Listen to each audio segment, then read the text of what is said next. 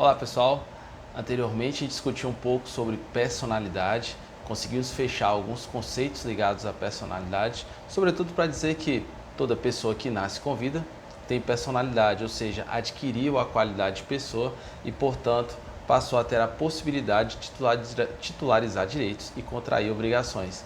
Dando prosseguimento a essa etapa inicial no estudo do direito civil, é importante a gente conhecer um outro tema muito importante, que é a ideia de capacidade, que está intrinsecamente ligado ao conceito de personalidade.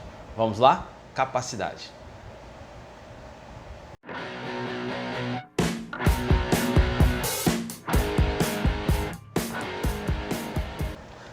Olá pessoal, falar um pouquinho agora sobre capacidade.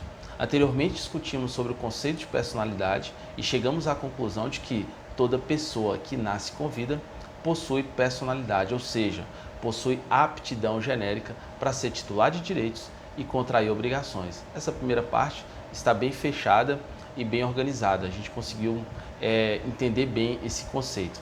Pois bem, uma vez entendido essa ideia de que personalidade dá essa aptidão genérica, nós temos que chegar agora ao entendimento de como essa pessoa exerce essa personalidade, como essa pessoa titulariza essas obrigações, titulariza esses direitos e contrai essas obrigações durante toda a sua vida. E quem vai trazer para a gente esse conceito, quem vai fazer para a gente essa determinação de como a pessoa lida com essas relações é o conceito de capacidade. A capacidade seria a medida da personalidade. Seria dizer quem pode realizar pessoalmente atos da vida civil, quem não pode realizar pessoalmente os atos da vida civil ou quem pode exercê-los com algum tipo de restrição. Essa é a ideia de capacidade. Então, o conceito de capacidade, ele complementa o da personalidade. De nada adianta ter uma aptidão genérica para ser titular de direitos e contrair obrigações, sem que exista uma capacidade específica. E essa capacidade específica é dada pelo conceito, como dito anteriormente, de capacidade. Eu tenho certeza que você já escutou falar, por inúmeras vezes, algumas pessoas dizerem assim: só pode assinar contrato quem tem mais de 18 anos. Porque quem tem mais de 18 anos já é capaz, já é maior e capaz. Esse primeiro entendimento, esse primeiro paradigma a gente tem que quebrar. O ordenamento jurídico brasileiro não reconhece capacidade apenas para aquelas pessoas que já têm mais de 18 anos. Não é assim que funciona. E para provar isso, eu quero convidá-lo para ler o artigo 1º do nosso Código Civil. Olha o que diz o artigo 1º do Código Civil. Artigo 1º. Toda pessoa é capaz de direitos e deveres na ordem civil. O Código ele é bem claro. Toda pessoa é capaz de direitos e deveres na ordem civil. Significa dizer, toda pessoa possui capacidade. Ora, Edmar, então toda pessoa possui personalidade, isso nós já vimos, nasceu com vida possui personalidade, e também toda pessoa possui capacidade? É isso mesmo, toda pessoa possui capacidade. Tudo bem, mas uma criança de 5 anos não pode assinar um contrato sozinha. Não pode. E é aí que vem a primeira classificação de capacidade que a gente precisa entender. A diferença entre capacidade de direito e a capacidade de fato, ou capacidade de exercício. O que seria essa ideia de capacidade? Toda pessoa nasce com personalidade e junto com a personalidade ela também ganha capacidade jurídica. É a chamada capacidade de direito. É a possibilidade específica, é a aptidão específica para titularizar direitos e contrair obrigações, porém, não pode ainda exercer pessoalmente os atos da vida civil. Significa dizer que uma criança de 5 anos de idade ou um bebê recém-nascido pode titularizar direitos e também pode contrair obrigações, né? Na medida do que for possível, do que for legalmente autorizado. Mas ele não pode fazer isso sozinho. Ele não pode fazer isso pessoalmente. Porque para fazer pessoalmente, não basta apenas a capacidade de direito. É necessário também a capacidade de fato ou de exercício. E essa capacidade de fato ou de exercício, regra geral, só se adquire aos 18 anos. Então, não está plenamente errado, não está totalmente errado dizer que só quem é maior de 18 que é capaz. Só que aí a gente tem que deixar bem claro, o maior de 18, ele tem capacidade de fato ou de exercício. E o que é essa capacidade de fato ou de exercício? É a possibilidade de exercer pessoalmente os atos da vida civil. Regra geral, o maior de 18 anos, ele sozinho pode realizar os atos da vida civil. E com isso a gente consegue fechar aqui 3 conceitos importantes. O de personalidade, que é aquela aptidão genérica para o exercício, para o titularizar direitos e contrair obrigações.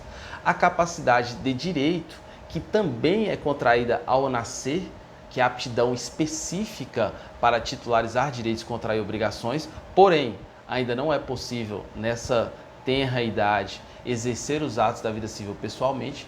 E a capacidade de fato ou de exercício, que ela, regra geral, é adquirida aos 18 anos e dá à pessoa a possibilidade de exercer pessoalmente os atos da vida civil. Então aqui a gente consegue fazer uma distinção bem clara entre personalidade e capacidade. Personalidade enquanto aptidão genérica e capacidade enquanto aptidão específica. Na verdade, a capacidade nada mais é do que a medida da personalidade. É a capacidade que vai dizer se a pessoa pode ou não exercer pessoalmente os atos da vida civil. E esses são conceitos muito importantes que a gente deve guardar para toda a vida. Como eu falei para vocês, é o artigo 1º do Código Civil que já trata sobre isso para a gente, quando diz que toda pessoa é capaz de direitos e deveres na ordem civil. Pois bem, dito isso, meus caros, nós avançamos um pouquinho. Já que entendemos quem tem capacidade de direito, quem tem capacidade de fato, e já sabemos bem o conceito de personalidade, a gente fecha o entendimento de que quem tem capacidade de fato mais capacidade de direito, possui capacidade plena. Então, regra geral, quem tem 18 anos, quem tem mais de 18 anos, já tem capacidade de direito, que adquiriu ao nascer, e já tem capacidade de fato, que adquiriu ao completar os seus 18 anos. E aí, a esse conceito, a doutrina chama de capacidade plena. A essa situação, a esse estado, a doutrina chama de capacidade plena. Os maiores de 18 são, portanto, capazes plenamente. São plenamente capazes. Então, nós temos aí então um lapso temporal, nós temos um período aí entre o nascimento e os 18 anos de idade. Nós temos esse período aí em que existe uma capacidade de direito e nós temos que entender como é que a lei trata essas pessoas que ainda não possuem capacidade de fato ou de exercício. O Código Civil vai chamar essas pessoas de incapazes. Agora observem, essa incapacidade diz respeito à incapacidade de exercício, porque essas pessoas entre 0 e 18 anos ainda não podem exercer pessoalmente os atos da vida civil. É uma incapacidade relativa à capacidade de fato ou de exercício, porque capacidade de direito todos têm e ninguém nunca vai perder, beleza? Então, recapitulando, quem ainda não tem capacidade de fato ou de exercício, o Código Civil vai chamá-los de incapazes, ok? E essa incapacidade, o Código Civil vai classificar em duas: a incapacidade relativa e a incapacidade absoluta. A incapacidade absoluta impede que a pessoa exerça qualquer ato da vida civil pessoalmente. A pessoa não pode exercer ato algum da vida civil pessoalmente. Ela sempre deve ter algum responsável para representá-lo no exercício de algum ato da vida civil. É o que a gente chama de representação. Então, na incapacidade absoluta, nenhum ato pode ser exercido pessoalmente. Na incapacidade relativa, nós temos aqui alguns atos que, na incapacidade relativa, nós temos uma limitação à realização dos atos da vida civil. Então, na verdade, não é que a pessoa incapaz relativamente não possa exercer nenhum ato, não é isso. É que ela sofre restrição na forma como exercer os atos. Então, um jovem de 17 anos, ele pode assinar um contrato? Pode, mas ele deve estar acompanhado dos seus pais ou responsáveis. Observe, há uma restrição. Imagine, por exemplo, uma pessoa que não tem o discernimento adequado, talvez tenha alguma deficiência que não dê a ele o discernimento para a prática de algum ato. Então, para a prática desse ato, ele vai ter alguém para acompanhá-lo, para ajudá-lo, para assisti-lo nesse ato. Então, na incapacidade absoluta, nós temos uma impossibilidade de exercício pessoal dos atos, enquanto que na incapacidade relativa, nós temos uma mitigação, algumas restrições na forma como esses atos serão realizados. O nosso Código Civil, no artigo 3º, estabelece quem são os incapazes do nosso ordenamento. E eu vou pedir, aliás, vamos ler juntos, né? Abram aí o Código Civil no artigo 3º e vamos fazer uma leitura breve aí desse artigo. Diz o seguinte, o artigo 3º do Código Civil: são absolutamente incapazes de exercer pessoalmente os atos da vida civil. Então, o artigo 3º está falando da incapacidade absoluta. Vamos de novo. Artigo 3º. São absolutamente incapazes de exercer pessoalmente os atos da vida civil os menores de 16 anos. O critério utilizado pelo Código Civil, pelo nosso legislador, para estabelecer quem é absolutamente incapaz, é um critério exclusivamente etário, ligado à idade. Entende-se que o entendimento do legislador é que o menor de 16 anos ainda não tem a maturidade necessária para exercer pessoalmente os atos da vida civil. Por isso, ele é classificado pelo nosso Código Civil como absolutamente incapaz. Então, escreva isso aí. Quem é o absolutamente incapaz do nosso ordenamento jurídico? De acordo com o artigo 3º do Código Civil, o absolutamente incapaz é aquela pessoa que conta com menos de 16 anos. É o menor de 16 anos. E aqui a gente fecha o absolutamente incapaz. E quem são os relativamente incapazes? O artigo 4º traz essa informação para a gente. Diz o seguinte, artigo 4º, são incapazes relativamente a certos atos ou a maneira de os exercer. Então, observem que o artigo 4º diz que os relativamente incapazes sofrem restrições em alguns atos ou na forma como esses atos serão exercidos. Vamos ver quem são os relativamente incapazes. Inciso 1. Os maiores de 16 e menores de 18 anos. Critério também etário, ligado à idade. O legislador entendeu que quem tem entre 16 e 18 anos deve ser considerado relativamente incapaz porque já possui uma maturidade, mas não é ainda suficiente para ser considerado plenamente capaz. Então ele ainda sofre alguma restrição. Não é uma restrição tão forte quanto é otorgada ao menor de 16, que é absolutamente incapaz, mas ainda há restrição. Quem tem entre 16 e 18 anos é considerado relativamente incapaz. Tem mais algum relativamente incapaz? Tem vários. Inciso 2. Também é relativamente incapaz os ébrios habituais e os viciados em tóxicos. Quem são os ébrios habituais? São aquelas pessoas que vivem sob dependência do álcool. E aqui a segunda parte do inciso também são relativamente incapazes os viciados em tóxicos. Essas pessoas não possuem o discernimento necessário para exercício dos atos da vida civil porque encontram-se sob essa dependência. E, portanto, enquanto essa dependência existe, eles são considerados relativamente incapazes. Então vamos ao inciso 3. O que o inciso 3 diz para a gente? Aqueles que, por causa transitória ou permanente, não puderem exprimir sua vontade, esses também serão considerados relativamente incapazes. Ora, se a pessoa não consegue exprimir claramente sua vontade, ele não pode ser considerado plenamente capaz, ele é um relativamente incapaz, ou seja, ele vai ter restrições também na forma como vai exercer os atos. Imagina, por exemplo, uma pessoa mais idosa que sofre com Alzheimer. O Alzheimer faz com que a pessoa tenha uma impossibilidade de exercer pessoalmente os atos da vida civil. Por quê? Ele vai ser um relativamente incapaz, por quê? Porque realmente não consegue exprimir sua vontade. Ele, naquele momento, passa a não ter o discernimento necessário para exprimir sua vontade. E isso pode levá-lo a uma situação de ser considerado relativamente incapaz, com base no inciso 3 do artigo 4º do Código Civil. Temos mais algum relativamente capaz? Temos lá o inciso 4º, os pródigos, aquelas pessoas que têm compulsão pelo gasto, essas pessoas também não têm discernimento para alguns atos da vida civil. Então, nós temos que fechar aqui o entendimento de que os absolutamente incapazes não podem exercer pessoalmente os atos da vida civil, estão impedidos. O único critério que nós temos no nosso Código Civil é o critério ligado à idade. Os absolutamente incapazes são os menores de 16 anos. Eles não podem exercer pessoalmente os atos da vida civil. Possuem capacidade de direito, mas não possuem capacidade de fato. São absolutamente incapazes. A segunda classificação, a incapacidade relativa. Quem são os relativamente incapazes? São 4.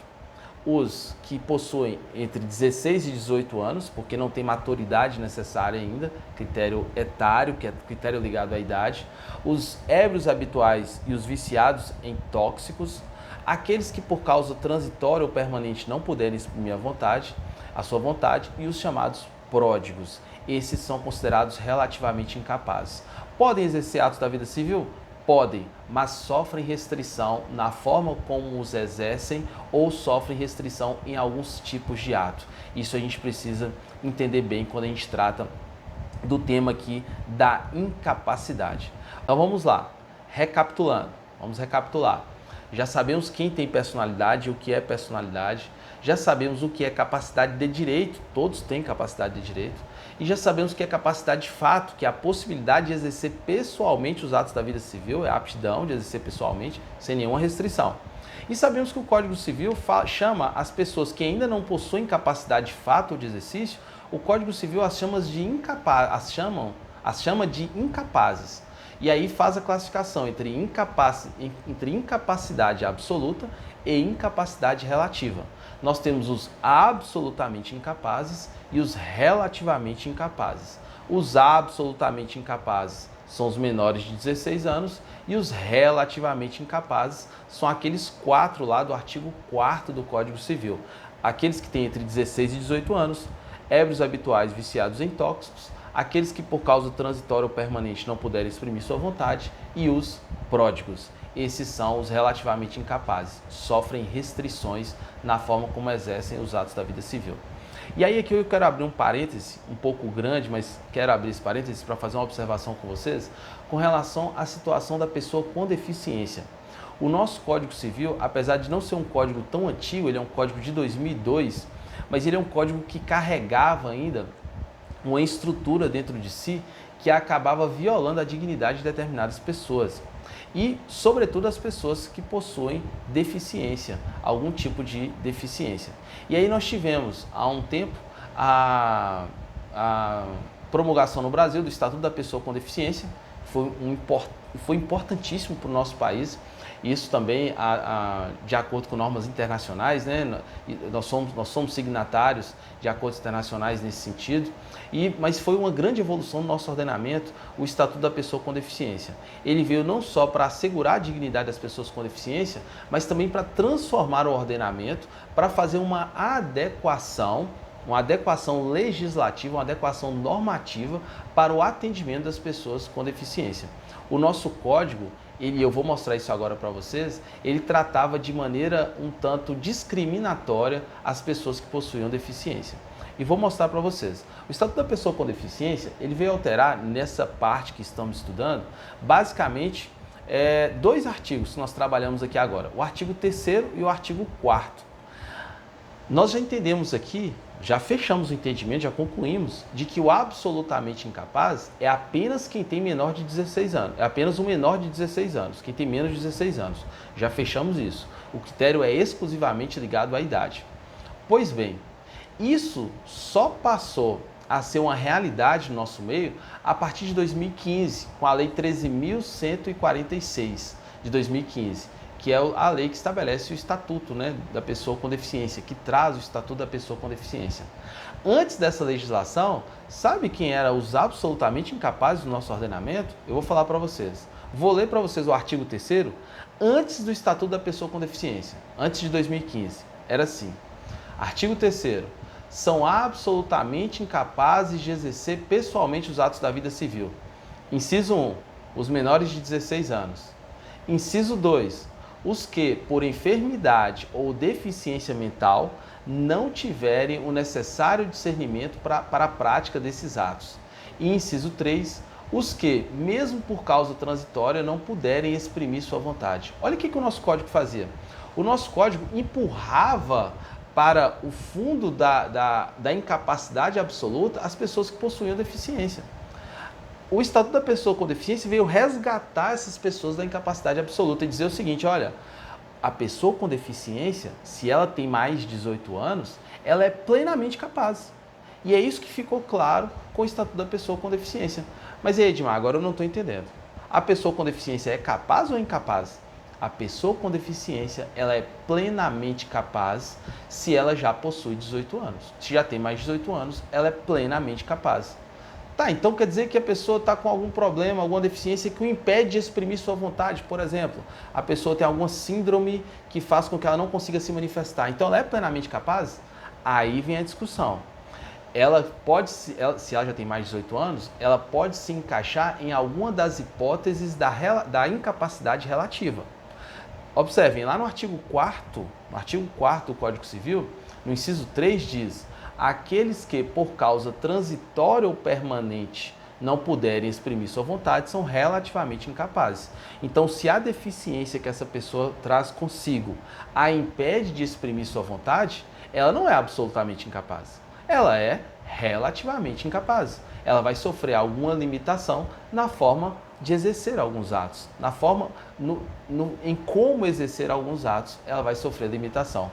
Então, o nosso Estatuto da Pessoa com Deficiência resgatou as pessoas com deficiência e as trouxe para o campo da capacidade plena. Então, na atualidade, nós temos que analisar cada caso de incapacidade, cada deficiência, cada pessoa com deficiência, para analisar se essa pessoa se encaixa em alguma das hipóteses de incapacidade relativa. Se ela não se encaixa, ela não será considerada relativamente incapaz, tampouco absolutamente incapaz, porque absolutamente incapaz, após a reforma promovida pelo Estatuto da Pessoa com Deficiência, o absolutamente incapaz é apenas o menor de 16 anos. E a gente precisa ter isso bem claro. Imagina, por exemplo, um jovem com 23 anos e que possui síndrome de Down. Talvez ele não tenha discernimento, talvez, tá? A depender do grau, talvez ele não tenha discernimento para tocar sua vida patrimonial, digamos assim, para tocar o patrimônio. Mas ele tem discernimento, por exemplo, para casar-se. Ele poderia contrair matrimônio, ele poderia adotar. Há muitos outros atos da vida civil que talvez a ele fosse possível realizar. Se você já empurra as pessoas com deficiência para o campo da incapacidade absoluta, tira da pessoa com deficiência a possibilidade de exercer qualquer ato da vida civil. E isso, no nosso ordenamento, na atualidade, não existe mais. Pelo menos nesse campo aqui de incapacidades. Então, para a gente fechar como está a situação da pessoa com deficiência na atualidade, a pessoa com deficiência no Brasil, se ela já possui 18 anos, né, se já cumpriu o critério da idade, ela é plenamente capaz. E aí deve-se averiguar situação por situação para saber se para alguns atos essa pessoa com deficiência não possui discernimento para realizar. Se não possui discernimento, ela pode ser considerada relativamente incapaz. Agora, absolutamente incapaz, nunca, porque o nosso Código Civil, pelo menos à luz do Código Civil, à luz do artigo 3º do Código Civil, o absolutamente incapaz é apenas aquele que possui menos de 16 anos. São os menores de 16 anos. Perfeito? Muito bem. Agora ficou uma última pergunta para a gente responder. Se quem nasceu com vida, tem personalidade, tem capacidade de direito, mas não tem capacidade de fato ou de exercício até completar os 18 anos, como é que essa pessoa faz para realizar os atos da vida civil? Como é que essa pessoa faz para conseguir exercer de maneira plena a sua capacidade civil de direito que lhe foi outorgada no nascimento? E aí a gente entra no estudo do suprimento da incapacidade. O que seria suprir a incapacidade? Seria o instrumento que a gente vai ter que utilizar para que essa pessoa que ainda não tem capacidade plena possa exercer os atos da vida civil, ainda que não os exerça pessoalmente. Nós temos basicamente duas formas de suprir a incapacidade: a assistência e a representação. A assistência é a forma de suprir a incapacidade para aqueles que são considerados relativamente incapazes. E a representação é a forma de suprir a incapacidade daqueles que são considerados absolutamente incapazes. Então vamos lá. Pessoa de 0 a 16 anos tem capacidade de direito, mas ainda não tem capacidade de fato. É absolutamente incapaz. Como é que ele faz para exercer os atos da vida civil? Não pode exercer pessoalmente. Então exerce como? Exerce através da representação. Os seus pais ou responsáveis o representarão no ato, ou seja, realizarão o ato por ele, ok? É assim que se supre a incapacidade do absolutamente incapaz. E do relativamente incapaz? Do relativamente incapaz nós temos o instrumento da assistência. Na assistência, o relativamente incapaz pode realizar o ato, mas ele realiza junto com os seus responsáveis, né, que fariam a assistência, ou seja, ele realiza o ato, mas realiza o ato de modo assistido. A pessoa que está responsável por ele o assiste na realização desse ato, ok? Então, as formas de suprimento da incapacidade que nós temos no nosso ordenamento seria a representação e a assistência. Perfeito? E aí fica só um último ponto para a gente destacar, que é com relação à capacidade civil dos índios. Ela é regulada por lei especial e não pelo Código Civil, então nós não nos aprofundaremos aqui nela, ok? Uma dica para a gente estudar futuramente ou posteriormente, quem tiver alguma curiosidade maior sobre isso.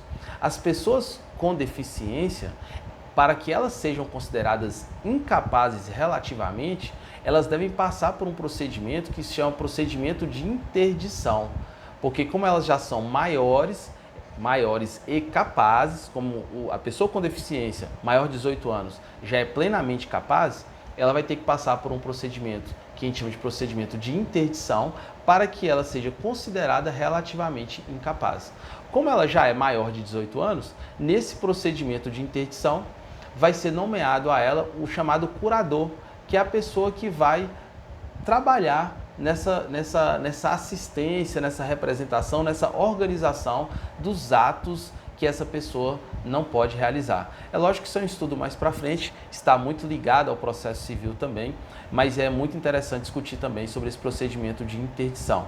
Então, a pessoa com deficiência, há a necessidade de que ela seja, aliás, toda pessoa que já completou 18 anos e que tem o status de relativamente incapaz, esse status só é possível através de uma decisão judicial. É necessário que o juiz, dentro de um procedimento de interdição, determine que essa pessoa é relativamente incapaz e nessa decisão o juiz vai falar quais são os atos para quais atos essa pessoa é relativamente incapaz ou qual a maneira de exercer os atos em que há uma restrição para essas pessoas.